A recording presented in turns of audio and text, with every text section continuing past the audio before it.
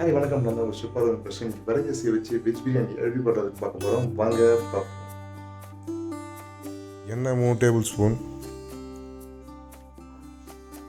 பட்டை 2, அன்னாசி பூ 1, மராத்தி மக்கு 2, பிரியாணி இலை 1, கிராம்பு 5, கருவேப்பிலை ஒரு கையளவு, சோம்பு 1 டீஸ்பூன், வெங்காயம் பொடியாக நறுக்கிறது 2, நல்லா வதக்கிக்கலாம். புதினா இலை ஒரு கையளவு, இஞ்சி பூண்டு விழுது 50 கிராமு,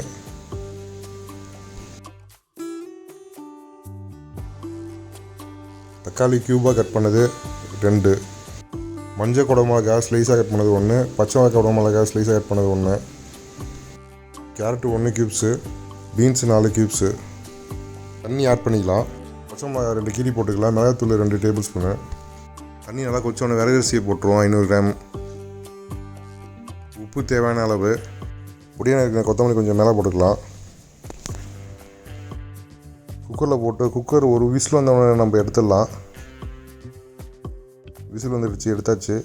ஒரு சூப்பரான விறகரிசி பிரியாணி ரெடி ஆச்சு. நான் டேஸ்ட் பண்ண மாதிரி நீயும் உங்கள் ஃபேமிலி அண்ட் ஃப்ரெண்ட்ஸோட டேஸ்ட் பண்ணி என்ஜாய் பண்ணுங்கள். Okay, bye friends.